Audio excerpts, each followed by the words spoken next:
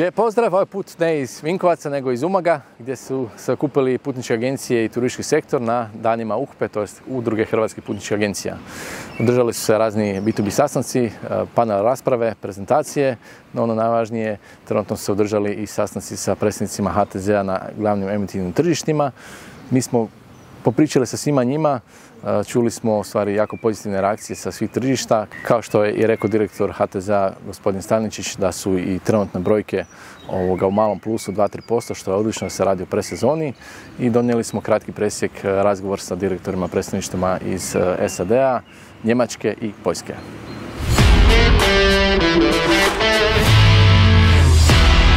Dakle, američko tržište unazad par godina smo Hrvatska kao destinacija jako prisutna tamo kroz HTZ, kroz razne radionice, hotelijeri, agencije sve više dolaze na američko tržište. Vi ste, hvala Bogu, prisutni tamo, to jest otvarate nam vrata.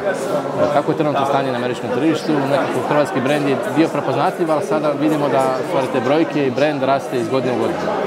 Da, Hrvatski ima jako lijepu poziciju, a to je da je sad već postala prepoznatljiva kod Amerikanaca i u biti je jako teško naići, pogotovo na agente, koji ne zna za Hrvatsku. Dapače, Hrvatska je onako sinonim za nekakvu ljepotu, svima se odmah osmijeh na licu i razvuče kad kažete da se iz Hrvatske. Na neki način ulazimo onako malo na crvenom tepihu, ja bih rekla, što je bitna razlika, samo kad usporedim 10 godina ranije, kad bi se došli u Ameriku, morali se dobro objašnjavati da je Hrvatska u Europi, da je blizu Italije, da dijelimo more i dalje je to bilo poprilično nepoznat pojam. Tako da je jedna startna pozicija jako dobra. Interes američkih, dakle, gostiju se vidi kroz brojke najbolje i vjerujemo da je bio naravno još i bolji da imamo bolju povezanost, da mi možemo odraditi ovaj nekakav dio koji nije samo tako jednostavan, a to je što su američki gosti vrlo zahtjevni gosti. To ne znači isključivo mjerenom broju zvjezdica, ali govorimo zahtjevni apsolutno u svakom pogledu. Dakle, oni žele jedan paket usluga. Kod njih nema mjesta improvizaciji, vole puno toga planirati unaprijed, tako da u biti jednog velikog broja hrvatskih i agencija i hotelijera koji žele na američko tržište, bih rekla da uspijevaju oni koji se dobro pripreme za to tržište i onda definitivno ti koji steknu partnera, evo još nisam čula da neko izgubio baš partnera, to je pitanje samo nekakvog vrlo organskog rasta. Brojke su, da, prošlu godinu 23. smo imali rekordne brojke sa američkog tržišta. Ono što veseli, dakle, osim tog broja dolazaka koji je sad preko 700.000 i imamo preko 2 milijuna noćenja, još više vesele brojke kad se gleda izraženo u potrošnji, jer je potrošnja, evo mjereno to prije godinu dana, američkih turista u Hrvatskoj je 299 eura dnevno, recimo prosjek svih gostiju je 144, ako se ne varam. Tako da su to u biti ono što također veseli, bez obzira što samo 1% u noćenjima, ajde recimo da su nekakva 2% u prihodima koje dobivamo sa američkog tržišta. Ono što bi još tu naglasila, isto tako, znači naše firme su jako zainteresirane, jako lijepo, one koje su odlučile upravo za američko tržište, jako lijepo rade kroz različite, dakle, evente, prisutni su kroz cijelu godinu i rekla bi da je to u biti može jedan kriterij za uspjeh. Dakle, sve te firme koje kroz cijelu godinu aktivno sudjeluju na različitim eventima, sajmovima, B2B su nama jedan fokus, jer u stvari dolaskom do agenta praktički multiplicirate svoje vrijeme i ulaganje vremena kojeg možete, na kraju krajeva i financija, jer onda oni prodaju dalje krajnjim klijentima, obično su to visoka platežna moć te klijentele. Sve što HTZ radi, mi se obraćamo u biti to nekakvom premium i luxury segmentu. I kada gledate koliko je nekakav broj naših firmi, znači većinom agencija i turističkih zajednica, dakle i privatni javni sektor i hotela, mi sad možemo govoriti, gledam baš po sajmovima što radimo, nekakvih 50-ak firmi koje se vrte, koje jako intenzivno rade Ameriku i žele raditi Ameriku. To je sad već lijepa brojka. To je već brojka s kojom možete biti jako prisutni u stvari na tržištu i to ne znači samo što je mnogima percepcija New York je Amerika. U stvari možda kad bismo mogli sve raditi od nule iz početka, možda ne bismo ni krenuli sa New Yorka, jer u stvari neke regije tipa Chicago kao takav koji je meka za one koji su porijeklo Evropljani, što znači puno lakše percipirati Hrvatsku kao zemlju za destinaciju za turistički posjet. Isto tako Teksas kao regija je vrlo jak, Atlanta, dakle to su sve države de facto koje su vrlo, vrlo potentna tržišta iz kojih dolaze veliki broj gosti. Pričali smo, Dubrovnik je definitivno top destinacija, hrvatska destinacija globalno. Da li možda ima prostora za neku drugu destinaciju u Hrvatskoj, možda Istra, Dalmacija, osim Dubrovnika koje je prepoznatljiv stvarno? Pa evo, ja to volim obično u brojkama reći. Dubrovnik kao grad, apsolutno je pobjednik. Malo iza njega je Split, Zagreb i tako dalje. Kad gledate po regijama, vodeće vam je u smislu broja i dolazaka i noćenja vam je Splitsko-dalmatinska županija. Tako da je taj dio neupitan. Hvar ima fantastičan brend, bez obzira što je to ipak jedna manja količina ljudi, ali su ljudi čuli za Hvar, jel? Tako da je to i naravno taj seksi moment da je to jedan otok, pa je naravno našem moru se priča itekako. Tako da je osim Dubrovnika definitivno je Hvar, sve više se javlja Korčula, jednu jako lijepu priču Korčula i sama slaže i nudi, da pače, ja volim često reći onako Hrvatska u malom, sve što možete naći na razini cijele Hrvatske vrlo često možete, evo i na samo jednom otoku. Istra apsolutno jako puno napravila u zadnjih nekoliko godina i ono što ja sam ovako primijetila, oni koji nisu nikada bili u Hrvatskoj, naravno da će ići prvo u Dubrovnik i to je toliko jaki brend da tu nemamo šta razgovarati. Nekako teško ih uopće odvratiti da išta drugo posjete. Ali oni koji dolaze po drugi puta ili oni koji imaju više vremena, ti su zainteresirani specijalno recimo ko otkrije Istru i čini mi se da više ni ne priča o jugu. Jel? Mislim, uvijek je pitanje nekako i tog je prvog dojma i s čime čovjek se susretne, ali u momentu kada dolaze i drugi put u Hrvatsku, oni su jako zainteresirani otkrivati druge destinacije. Zanimljivo, prošlu godinu jedno od čestih pitanja je bilo upravo to, ok, znamo Dubrovnik, ma znamo i Split, šta dalje? Onda ovako su spremni slušati o Zadru, o Zadarskom zaleđu, o outdoor ponudi, na primjer. Spremni su apsolutno Plitvice, isto tako su hit, dakle, zanimaju često, imamo i tako pitanja čak i medija. Zagreb i prsten oko Zagreba, što ima još u ovom dijelu koji je manje istražen. Dakle, i Slavonija se tu pomalo nameće, da ne kažem i ovaj dio koji je sjeverozapadna Hrvatska, dakle sjeverno-zapadna od Zagreba. Kvarner definitivno sa svom prekrasnom ponudom malih hotela, fenomenalne gastronomije, dakle sve se to naslanja na ove nekakve, ja bih rekla, ponavljače koji dolaze po drugi puta u Hrvatsku, apsolutno otkrivaju ove druge krajeve. Ako se ne varam, američki turisti su, kao što ste rekli, jako dobro pripremljeni, informirani i dosta su aktivni, u stvari žele vidjeti puno toga. Naravno, kada putuju toliki daleki put iz Amerike u Europu, nisu znači stacionirani samo u jednom mjestu 7 dana. Tako da mi kao zemlja koja auto destinacija možeš stvarno obići cijelu zemlju autom i relativno brzo kompari Americi gdje se normalno putuje na posao po par sati dnevno. Tako da u stvari možda za neki drugi put je dobro ponuditi cijeli paket širi, osim naravno Dubrovnika koji je apsolutno must. Pa ovako, Amerikanci nisu skloni na prvu. Kad kažete riječ voziti auto, nekako im to nije baš najsimpatičnije, odmah razmišljaju o vozaču. Međutim, malo se i taj stereotip mijenja, naravno, pitanje je generacija, znači nekakve FIT u stvari, gosti koji dolaze, oni u pravilu imaju, znači, nekakvog vozača, uzme auto sa vozačem, to su zaista vrlo moćno platežna klijentela. I nekam da pače, jel? Naravno da imate opet i ovu mlađu skupinu koja će uzeti auto, često pitaju za vlakove koji kod nas, naravno da nešto imamo, ali nije baš ono čime mašemo, jel? Tako da mi vrlo rado i ponudimo te opcije da se autom otkrivaju, da čak na razini nekakvog laganog adventura u kojem se nema šta dogoditi. Nemamo mi 8 autoputeva koji će sad iz jedne petlje će u drugu ne mogu fulati, pa najčešće njima zna reći, ma ne bi bez brige. Imamo samo jedan autoput ili ćete doći vam južno ili sjeverno, nema tu nekakve velike razlike, pa se onda oni nasmiju. Mnogi se onda i odluče, činjenica je da oni vole putovati organizirano, čak i kada dolaze individualno, vole da se puno toga sve zna unaprijed i da je to neko organizirao, ali opet, kažem, stvar je i generacije koja dolazi, ovi stariji su manje s one nekakvim rizicima, jel? Ono što nam jako dobro pomaže, to je što se Hrvatska zadnjih godinu i pol dana, vidim, svako malo nekakav rang među zemljama, da li Evrope, da li svijeta, putovanja solo žena. I to je fenomenalno kad tu izađemo, uvijek smo visoko, jer smo prvi 5 i 10, uopće nije bitno na 200 država svijeta i više, ali čini izađete u prvih top 10, znači automatski jedan vrlo dobar argumentirani stav o tome koliko je u stvari Hrvatska sigurna, čini automatski se preporuča ženama da putuju same i onda puno lakše akceptiraju tu ideju o automobilu i o vožnji da budu sami, da otkrivaju praktički oni koji, malo kad pratite ovako face grupe gdje se javljaju Amerikanci koji žele putovati u Hrvatsku, vidite koliko u stvari jedan drugome savjetuju obavezno uzmite auto. To je onda word of mouth koji radi, zbog čega na kraju onda oni tako i putuju. Prvo za kraj možda da promijenio percepciju, česta percepcija kad pričamo o Americi, naravno ogromno veliko tržište, teško generalizirati neko profil turista, no da naravno treba nam aviolinije direktne. Imamo ih, nadamo se da ćemo imati još više, ali američki turisti preko agencija ne dolaze samo direktnim linijama, dolaze i vjerojatno preko nekih konekcija prema Parizu, Amsterdamu i tako dolaze u Hrvatsku. Tako. Da, definitivno preko hubova u Europi, Amsterdam i London i Frankfurt, sve su nam to jako važni hubovi, ima ih još, mislim, i Beč i drugi, Pariz, na primjer, jel? Ono što često puta, rijetko, sad moram priznati, rijetko izađe pitanje, ide malo više evo u zadnju ovu godinu, ali rijetko bude pitanje nekom kao bitno, joj nema letova.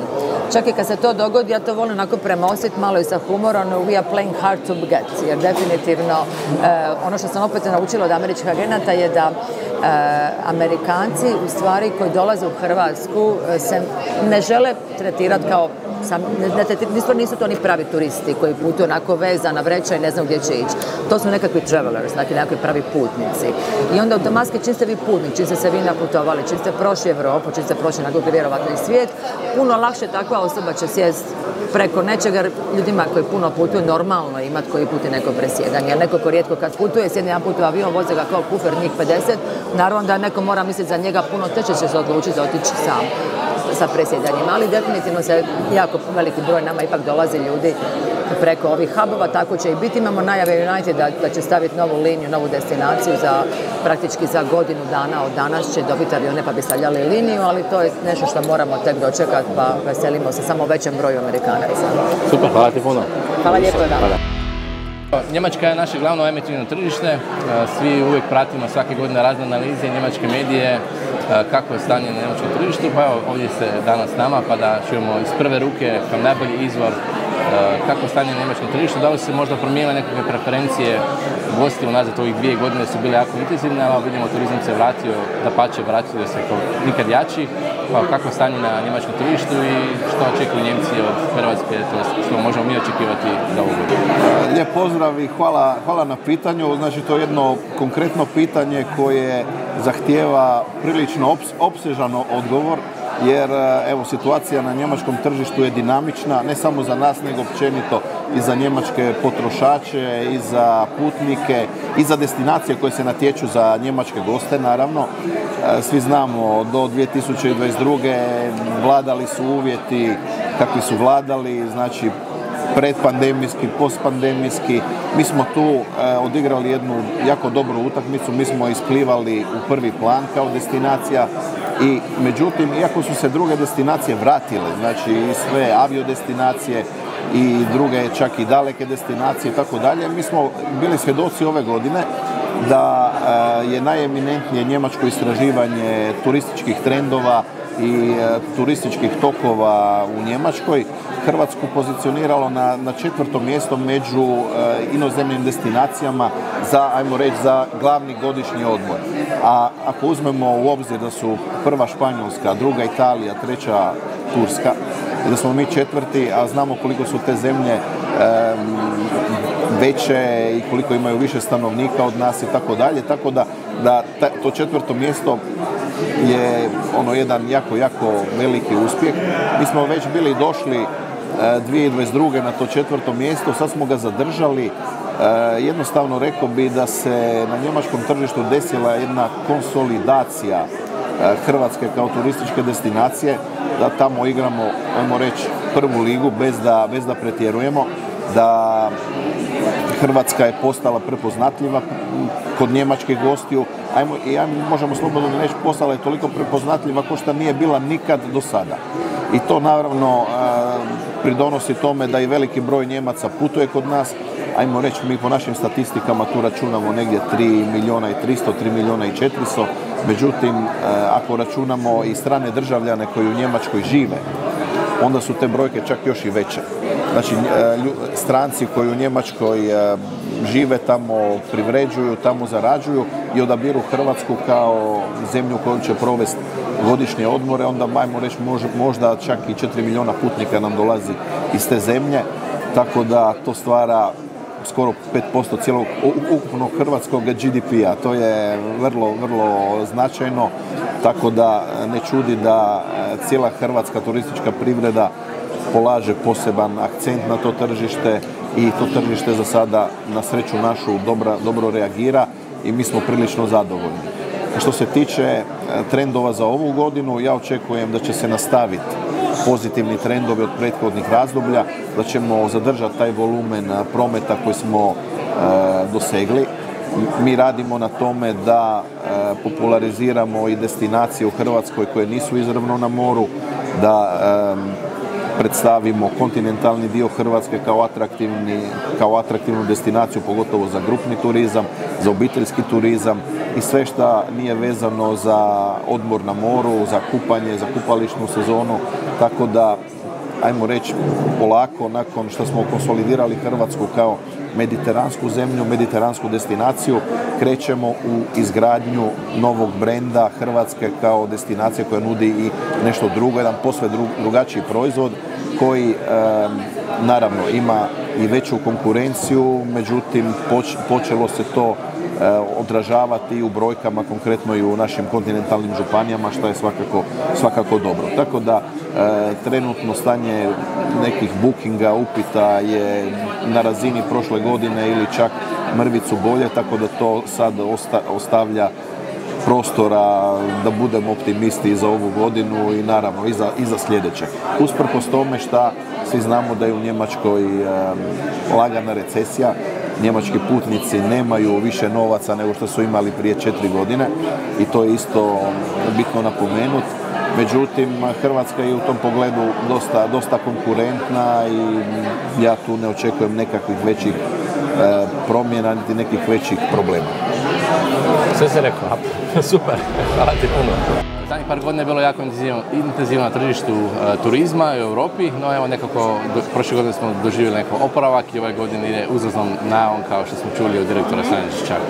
Kako stanje na tržištu Poljske, da li je došlo možda nekih promjena preferencija turista, navika, kako je trenutno stanje? Poljaci vole i žele putovati, to su dokazali čak i za vrijeme pandemije kada su u velikom broju došli u Hrvatsku. Ono što bih htjela istaknuti, to su prošlogodišnji podaci. Prošle godine iz poljskog tržišta došlo je preko milijun gostiju koji su realizirali 600 milijuna 600 tisuća noćenja.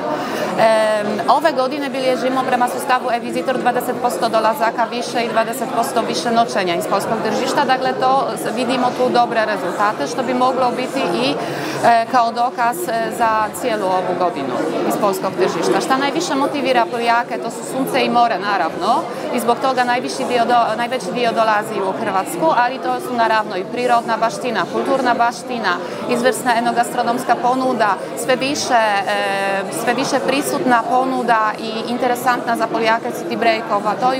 To kažem i u kontekstu aviolinija direktnih iz poljskog tržišta. Dakle, sigurno znate da najveći dio Poljaka dolazi u vlastitom aranžmanu, vlastitom sredstvom prijevoza automobilima u Hrvatsku, ali postoji i niz direktnih linija iz Varšave za Zagreb, iz Varšave za Dubrovnik, iz Varšave za Split i puno niskotarifnih kompanija, niskotarifnih kompanija z različitih gradova Poljske, duž cijele hrvatske obale, dakle, ovisi o zračnoj luci, imamo tu i Pulu, i Zadar, i Split, i Dubrovnik. Da, prošle godine smo stvari, svake godine idemo sve bolje sa podacima iz Poljske, a prošle godine smo srušili taj nekav rekord koji je bio neka milestone. Da, svake godine imamo novi rekord. Ove godine svakako očekujemo i danji rast sa tržišta Poljske stvari i mi ovdje u Hrvatskoj staramo više aktivirati u Poljskoj, pogotovo preko vas, pošto ste vi tamo prisutni. Da. Održavaju se puno radionica u organizaciji HTZ-a i vas osobno. Da. Kako možda neki savjet, kako nastupiti na tržištu Poljske, sa kojom porukom, da li možda... Mi promoviramo cijelu Hrvatsku, naravno. Već nekoliko godina radimo isto i na promociji kontinentalnog dijela Hrvatske i ono što smo zabilježili u sustavu e-Visitor prošle godine, to je povećani broj dolazaka i noćenja u kontinentalnim županijama, dakle u Krapinsko-zagorskoj županiji, u Varaždinskoj i u Karlovačkoj županiji. Dakle, ono što privlači vlači Poljake, ono da dolaze vlastitim sredstvom prijevoza, to je za njih osjećaj slobode. Ako su već smješteni negdje, oni mogu otputovati, vidjeti neki drugi dio, ili na putu prema Hrvatskoj ili na putu iz Hrvatske. Dakle, ne zaustavljaju se svi na Plitvicama, jer svi većinom su bili na Plitvicama, mogu otići u Krapinsko-zagorsku i u drugu županiju i vidjeti različitu ponudu. Jako zanimljivo u stvari kao nekakav city break destinacija u povratku i dolasku, da onda jedan dan da li sa noćenjem stvari trebamo ponuditi. City breakovi su sve više popularni na poljskom tržištu, a to i zahvaljujući direktnim linijama. Tu imamo cijelogodišnju vezu Varšava-Zagreb, već nekoliko godina postoji ta direktna linija. Let traje samo 1 sat i 10 minuta, tako da brzo se dođe i to vrijedi naglasiti u kontekstu adventa u Zagrebu. Dakle, Poljaci rado tamo dolaze. Ono što sam rekla, i Split i Dubrovnik je tu prisutan, dakle i prije sezone i poslije sezone postoji ta mogućnost. Hvala puno. Hvala.